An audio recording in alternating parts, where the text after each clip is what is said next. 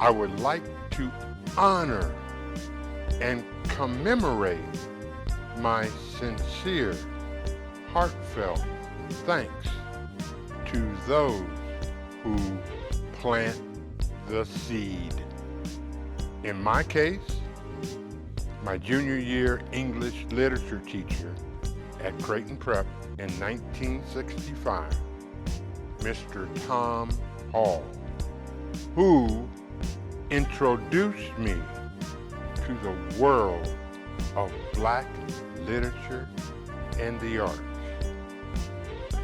In 2017, Mr. Jim Nelson, who both challenged me and introduced me to the video medium. I dedicate my works to you both. God bless you and your families. What's your story? There are reasons that each of us are born. Our quest to discover those reasons. There are two greatest days in our lives. The first, the day we are born. The second, the day we discover why. Sometimes a man, mature, attentive, never ending, finds his destiny on a road he chooses not to walk upon. How far will a belief system go for complete dominion? This program is brought to you by these fine community partners. They are my life's blood. Sawadee Krap. The older I get, I rely less upon what men say than what men do. Am I an innocent bystander to what is happening? No matter if I win or lose, no matter how righteous or wrongful, but the principle, no matter how factual or fictitious, but the principle, am I an innocent bystander to what is happening, no matter how logical or illogical, but the principle, no matter how God-fearing or godless, but the principle, am I an innocent bystander to what is happening? What? Whose principle? The golden rule. Sawadee Krap, and thank you for viewing my program, Shut Up and Dance. And today I'm interviewing a very good friend who I've known for a number of years. Her name is Lisa Pelto. She is the owner of Concierge Marketing. Good morning, Lisa. How you doing this morning? I'm doing great. How are you? Oh, it's another wonderful day in the neighborhood. You know me. Absolutely. Listen, the first question I have for you, what, in your opinion, give me your opinion of the world of literature? Well, it's expanding. People are accepting information in lots of different ways. So the whole idea of publishing is, taking something out of one person's brain, putting it in some form that can be transferred into someone else's brain. And that the options are opening up and people are accepting literature and information sharing in a different way. So I'm very optimistic about the whole world of publishing and literature. And, the classics are one thing, but people sharing information are where it's really at. Okay. Well, in your opinion, then, would you say that this world of literature that I so enjoy is expanding, especially now with the COVID and how people are kind of sort of in their own little cocoons and whatnot? The creativity, from my perspective, from what I've seen on other television shows and whatnot, it's just like there are so many great ideas just coming out. Absolutely. I think this kind of little respite for our brains and for the busyness of life it has really opened up people's creativity and let people really think about, what they are about and kind of be more introspective about um, where they're going with life and what life means to them, because I think people are realizing that it's very fleeting and your life can change in seconds. And I think that's part of the whole idea of why we're so busy. I mean, we have calls. Yesterday I had 17 calls on people that had written books during the pandemic, and that was Mhm. just yesterday here in Omaha. So not all of them are things that would be published, but they're legacy pieces for their own family too. So it's really important that people have had this time to relax and reflect. Is it like, Lisa, like getting back to where we were in the beginning? And by that, I mean, I recall as a child reading Mark Twain, Mhm. okay, Huckleberry Finn and Tom Sawyer. And the thing that got me is that he put together a beautiful story.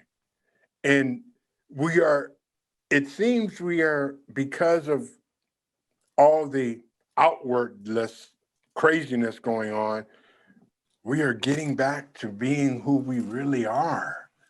Yeah. I mean, does that come across to you that I way? definitely feel that too. People are spending more time with their families. They're finding things that are more important to them than the busyness of, you know, getting this or that material thing. I mean, people are still buying a lot of stuff on Amazon, of course, or wherever they're buying things and Mhm. having, getting a lot of stuff. But they're also really spending a lot more time there. I think a couple days ago, I read something that people have increased their family meals, their family dinners, like 50%. And that's huge. Just a beautiful thing that's happened right now is people have slowed down a little bit. And yeah. Yeah, because see, when I was a kid growing up, we had the 6 o'clock rule at my house. And the 6 p.m. rule was there were public housing across behind my home and then Mhm. across the street from my home. Yep. And one of the guys that I used to play with, his name was, we called him Doopy. And when Doopy's mother would, if she came out on the porch step at 6:01, everybody's getting a whooping that night because dinner is served promptly at 6, but Right. they had to be in the house at least at a quarter to 6, because every child, no matter how small or how large a family, we all had chores to perform before dinner. Yeah. And then we had a certain decorum that we followed. And Yeah. it seems like we're getting back to that. Yeah. Yeah. And luckily, I mean, this generation that's, in elementary school and just being born. I just had a granddaughter. They have a whole different world to grow up in than I don't know, 30 down to 10 Mhm. years old. They just, they have more attention. I think they have a lot more um, opportunity to build respect from their parents and vice versa, because there are chores have to be done and things have to be done. And I think there was a whole generation in there that we kind of didn't make them do all that much. Yeah, it kind of skipped over and just, I'm well, guilty of it. she's gonna go to soccer at 4 and just run off and buzz off to that and buzz off to that. And now we kind of like, whoa, slow the wagon train down. And I knew we had been eating out too much when my daughter, when she was about 4, she asked me can I have a small water, please? I was like, okay, perhaps we should not be going out to eat that much.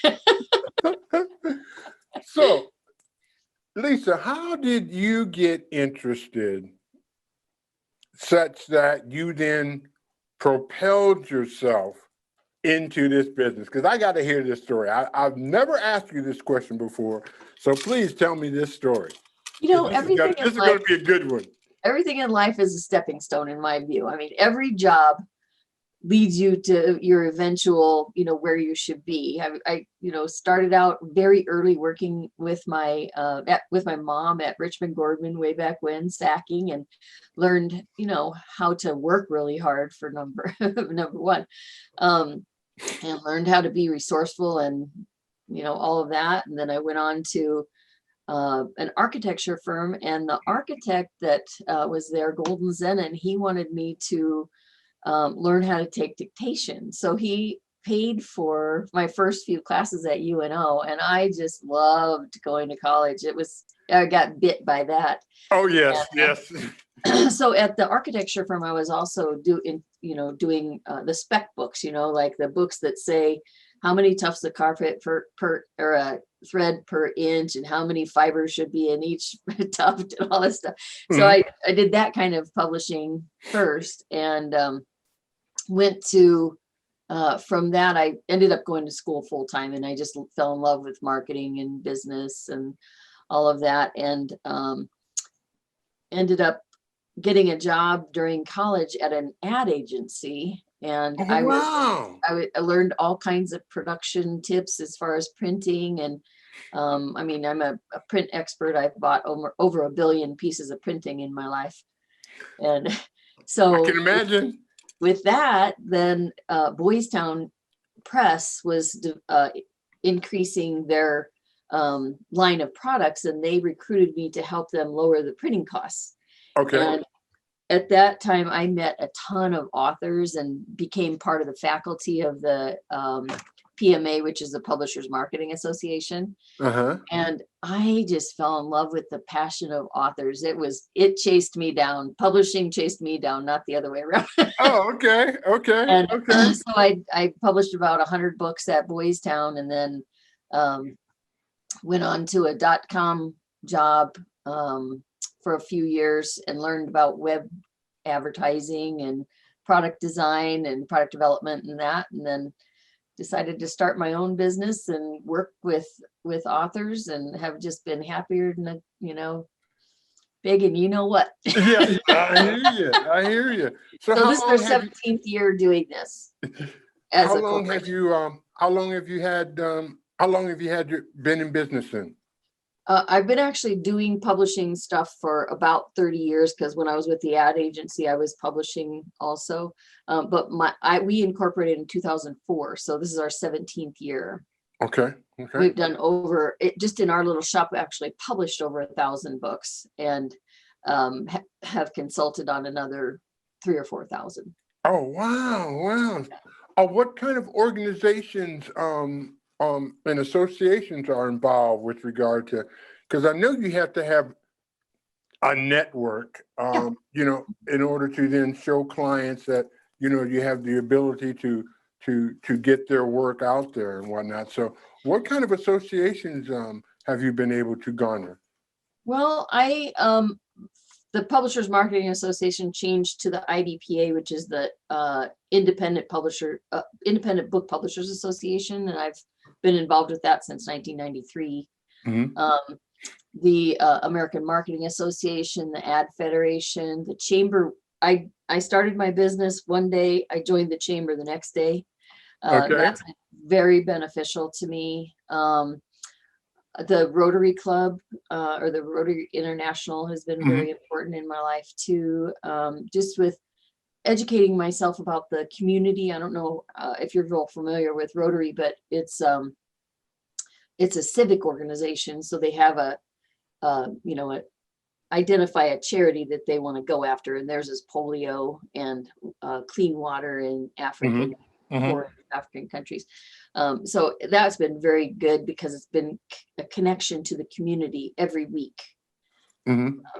So, I try and then I have a lead group that I'm starting up called Center Sphere. And that one is really just a sharing, what do you do? What do you do? What do you do? And how can we help each other? So, and similar along the lines like the Creative Mornings, which I'm a member of through the Chamber, which, that is a beautiful organization. Let me tell you, it is. Really cool. It has opened up my ability to reach out and touch people, and it's just a beautiful, beautiful organization. Yeah. So, if someone is interested in putting, I'm going to say, a work together, because as you know, I'm a poet and I'm focusing on that. Although, what do they say? There are other things that I want to do, but I want to make my gravy as a poet and then branch out, because I think with the world that we live in, jumping from one pot to another pot to another pot, and not really establishing yourself, because the internet takes you instantaneously and you can reach out and touch people. And we've gotten into that kind of quick step. Yep. But the world of literature is a snail. It just keeps moving slowly and slow. It just keeps going on. And that's the hard part. So if someone were interested, how would they get started? Or could you kind of give an overview of that process? First, from the view of going from engaging you in a publishing firm as opposed to what I call the national publishing companies, in which I totally stay away from, because I give up all my rights to them. Could you go You're through right. that You for do us? give up all your rights. In traditional publishing, you give up creative and editorial control. Whoever pays the bills is the one that has the creative and editorial control, basically. And traditional publishers, they pay on a royalty basis. So when they sell something, they do an advance on royalties, and they make a bet of how many they're going to sell. And that's an advance on royalties. So they may pay you, $1,000 or $10,000 or whatever. And then when you sell that many, that amount of books that gets you to that advance on royalties, then they start paying you additional. That model is very broken, because we just don't need them anymore for publishing, because there's so many options. You're on a print on demand basis, which to me, I told you a few minutes ago that I have printed 1 billion pieces. Well, I look at that as what has happened to those pieces of paper and those physical things. I mean, they ended up in a landfill. So I'm very conscientious about that. Overproducing stuff, and which we did in the past. Now with the print on demand world, we can be very focused on efficiencies and scaling. When we sell a bunch of books, we can print a bunch of books, but individual sales can be handled in that manner. So right now, since we don't need the traditional publisher, and in that comes the responsibility of the independent author to market, to create a product that is going to appeal to their audience. And one of the things that has happened in the past 10 years is, guess who joined the party in publishing? The consumer. the customer has said, I want an ebook, I want an audiobook, I want a hardcover, I want a paperback. Back in the old days, it's the publisher saying, here's what we have, enjoy. Yes, And now, exactly. And please buy it. And now they drive that. So I talk to a lot of people that have 2,000 books in their garage and they want to sell them. They're 8 years old and there's no way to sell those. But the ideal customer is the one that, comes to me and says, I have this idea and I've been jotting things down for, a year or whatever. What steps do I take? So for a lot of books, we start developing the product based on what the audience is actually looking for. So I say, are there other books out there on this topic area for a lot of things, not poetry necessarily, but and if they say no, the first thing I do is research it and say, yes, I want to see 10 to 50 books on that topic, because that means there's an audience. If there's 0, that means there's no audience, right?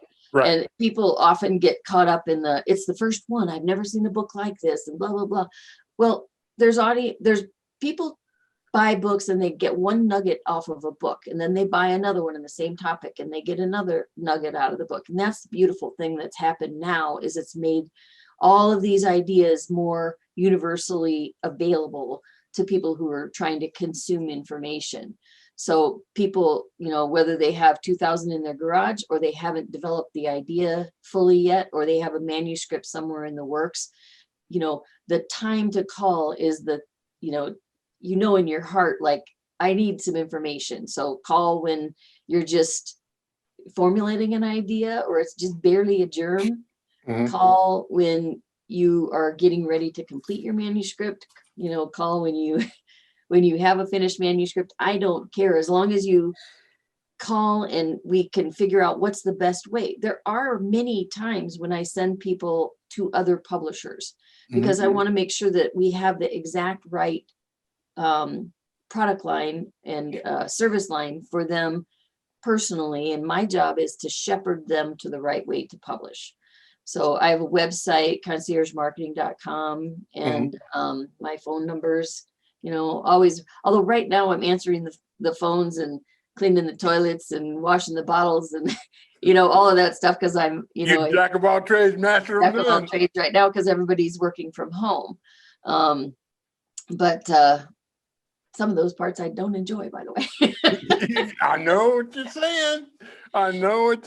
Because there are times, the way that I've been in the business, as you know, just a little over, celebrated my 10th year in the world of literature. And awesome. I've been able, as you know, to publish 4 books. And I'm waiting for the moment for book number 5. Yes, ma'am. I'm waiting for the moment for book number 5.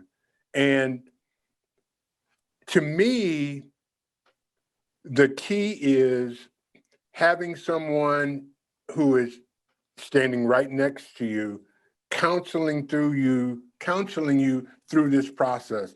Because there are times when you need to spank the baby, and then there are other times when you need to nurse the baby. And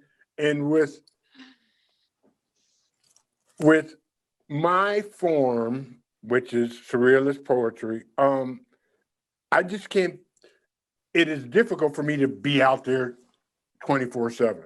Yeah.